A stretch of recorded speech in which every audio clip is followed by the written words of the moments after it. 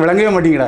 10 படம் நடித்தவங்களே தன்னுடைய சினிமா வாய்ப்புக்காக எல்லாத்தையும் அவுத்து போட்டு காட்டுறாரு. யாரா கற்பழிச்சாங்களா, கையை பிடிச்சி இழுத்தாங்களா, கையில் நகைக்கரெல்லாம் பட்டுச்சா? யூடியூப்பில் இருந்தாலும் இவ்வளோ ஓப்பனாக பேசுகிறேன் ஐயா, இவ்வளோ பேர் நம்பி பார்க்குறாங்களா ஐயா?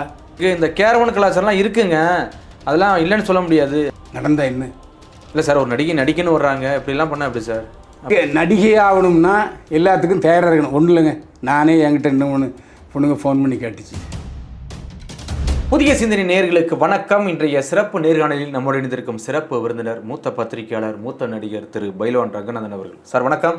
என்னை வாழ வைத்துக் கொண்டிருக்கும் யூடியூப் சேனல் நேயர்களுக்கு நன்றியும் வணக்கமும். சார், சமீபத்தில் நடிகர் விஜய் சேதுபதியில் ஒரு மிகப்பெரிய ஒரு அலிகேஷன் இருந்துச்சு. அதாவது கேரவனுக்குள்ளனா 2 லட்சம், அதுக்கப்புறம் ட்ராவல்னா 50,000 அப்படின்னு சொல்லிட்டு ரம்யா மோகனுங்கிற ஒரு லேடி, ஒரு மிகப்பெரிய யாருன்னே தெரியாதுங்க ரம்யா மோகன். அது நான் இல்லைங்க, நான் என் ஃப்ரெண்டு தான் அது மாதிரி பண்ணாரு அப்படின்னு சொல்லி ஒரு சர்ச்சை கிளம்பினுச்சு. ஏன்டி நீ என்னத்துக்கு அவளுக்கு வக்காலத்து வாங்குற? அப்போ நேரடியாக வந்து போலீஸை சொல்ல வேண்டியதானே?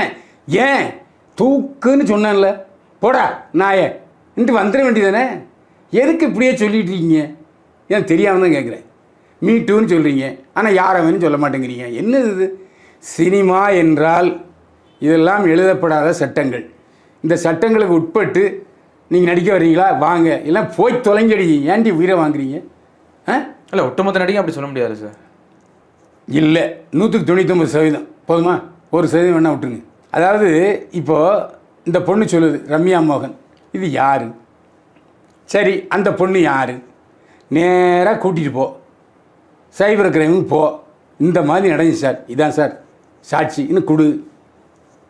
கேஸ் எடுக்க போகிறாங்க, தண்டனை கொடுக்க போகிறாங்க. ஏன் அடிக்கடி இந்த மாதிரி பெணாத்திட்டுருக்கீங்கன்னா என்னுடைய கேள்வி. சினிமாவில் இந்த சாக்கடைகள் ஓடத்தான் செய்கின்றன. இந்த சாக்கடைகளை அப்புறப்படுத்துறதுன்னு நான் போராடிக்கிட்டு இருக்கேன்.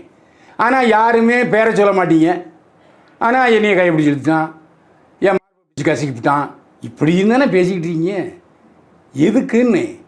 சினிமா இப்படி தான். இதுக்கு ஏன் வர்றீங்க?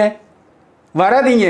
இல்லை, ஏதோ ஒரு வாய்ப்புக்காக நடிக்கிறதுக்காக வர்றாங்க, அது எப்படிலாம் பண்ணணுமா சார்? அப்படி தான் பல பேர் கேட்குறாங்க. அப்போ எங்கள் திறமை எப்படி நிரூபிக்கிறது? சினிமாவில் இன்றைக்கி 10 பைசா சம்பாதிக்க முடியலங்க.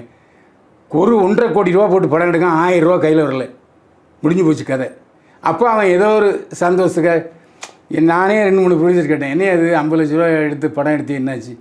ஆட போங்க சார், ஒரு 40 நாள் ஷூட்டிங் இருந்துச்சு சார், ஜாலியோ ஜாலி, கும்தலக்கான்னு போட்டு தள்ளிட்டேன்.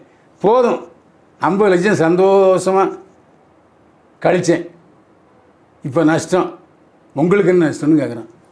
ஸோ சினிமாவுக்கு வருகிறவர்கள் இந்த மாதிரி ஆசைகளை தன்னுள் வைத்துக்கொண்டு அதை நிறைவேற்றுவதற்காக தான் வர்றாங்க. நான் தான் இதை ஓப்பனாக சொல்கிறேன்னு. இல்லை சார், இப்போ இந்த சம்பவம் நடந்ததுக்கப்புறம் இந்த என் ஃப்ரெண்டு தான் இது மாதிரி சம்மந்தப்பட்டிருக்கேன் அப்படின்னு சொல்லி கம்ப்ளைண்ட் கொடுக்க வேண்டிய காரணம் என்ன? அதுவும் குறிப்பாக விஜய் சேதுபதி இப்போ வந்து அவதூறு பரப்ப வேண்டிய காரணம் என்ன? ஏங்க